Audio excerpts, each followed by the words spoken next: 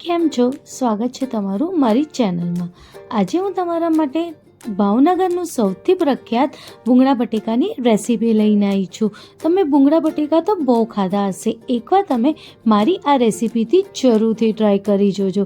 તમને ખરેખર બહુ જ ગમવાના છે અને તમને અગર આ રેસીપી ગમે તો મારી ચેનલને લાઈક, શેર અને સબસ્ક્રાઈબ કરવાનું ના ભૂલતા। ચલો જઈએ રેસીપી બનાવવા તરફ। સૌપ્રથમ આપણે એક વાટકામાં 3 ટીસ્પૂન જેટલા આપણે તેલ એડ કરવાનું છે।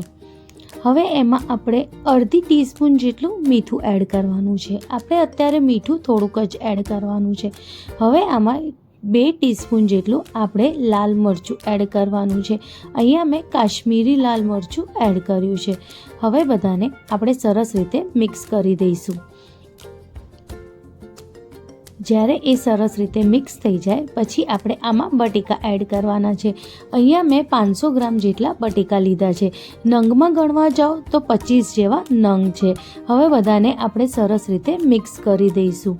આપણે બધાને સરસ રીતે મિક્સ કરીશું જેથી જે મસાલો છે એ બટેકા પર સરસ રીતે ચોંટી જાય।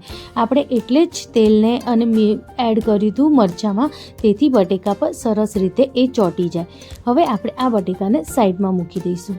હવે આપણે મેઇન ચટણી બનાવીશું। એના માટે મેં અહીંયા 20 થી 25 નંગ લસણના લીધા છે। હવે મેં અહીંયા મરચાં જે લાલ આવે એને મેં અડધો કલાક પહેલાં ગરમ પાણીમાં પલાળી દીધા હતા। અહીંયા આ મરચાં મેં 7 થી 8 નંગ લીધા છે। હવે એમાં આપણે થોડુંક જ મીઠું એડ કરવાનું છે, અડધી ચમચી જેટલું, કારણ કે આપણે પહેલાં બી મીઠું એડ કર્યું છે। હવે મેં અહીંયા 3 ચમચી જેટલું લાલ મરચું એડ કર્યું છે।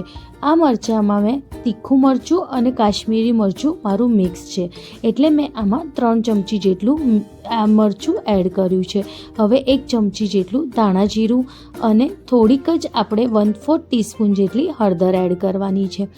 હવે આપણે 1 ટીસ્પૂન જેટલું આપણે અમચૂર પાવડર આમાં એડ કરવાનું છે।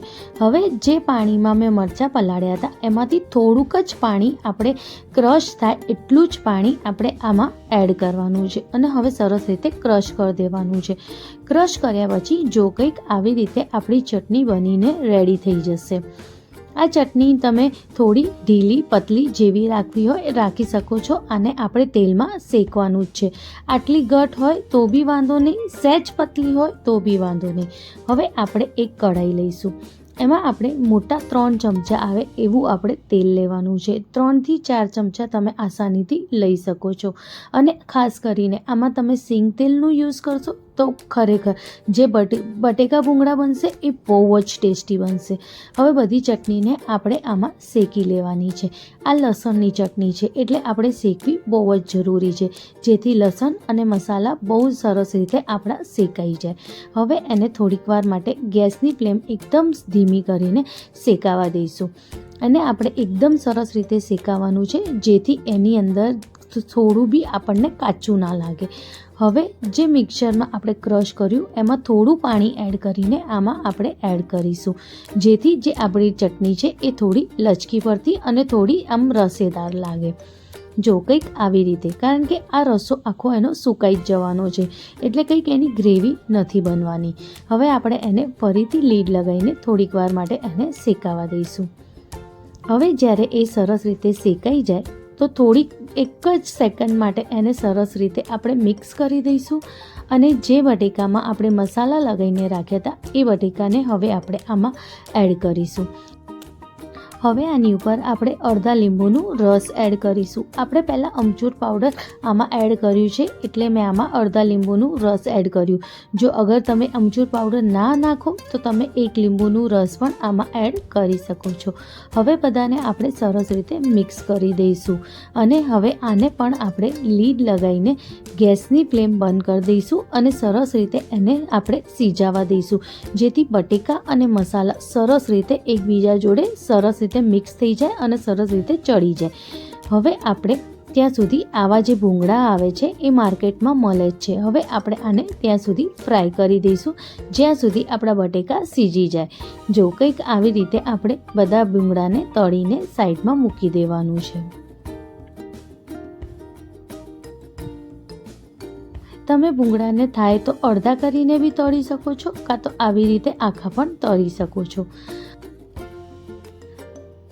હવે થોડીક વાર થઈ ગઈ છે. હવે આપણે બટેકાને ચેક કરી લઈએ. જો સહેજ બી રસો આમાં નથી દેખાતો. જે બી રસો હતો કે જે બી થોડું લચકા પડતું મસાલો હતો એ બધું સરસ રીતે સેટ થઈ ગયું છે. અને આપણે આવી રીતે સરસ રીતે એકવાર મિક્સ કરી દઈશું. હવે આપણે આને કોથમીરથી ગાર્નિશ કરીશું. કોથમીર તો આની ઉપર ખાસ કરીને નાખજો, એનાથી આનું બહુ જ સરસ ટેસ્ટ આવે છે. એકવાર તમે આવી રીતે ભૂંગળા બટેકાને જરૂરથી ટ્રાય કરજો. જો અને થાય તો તમારા દોસ્તો સાથે પણ આ રેસીપી જરૂરથી શેર કરજો. મળીએ આવી જ એક મજેદાર અને ચટાકેદાર રેસીપી સાથે. Thank you.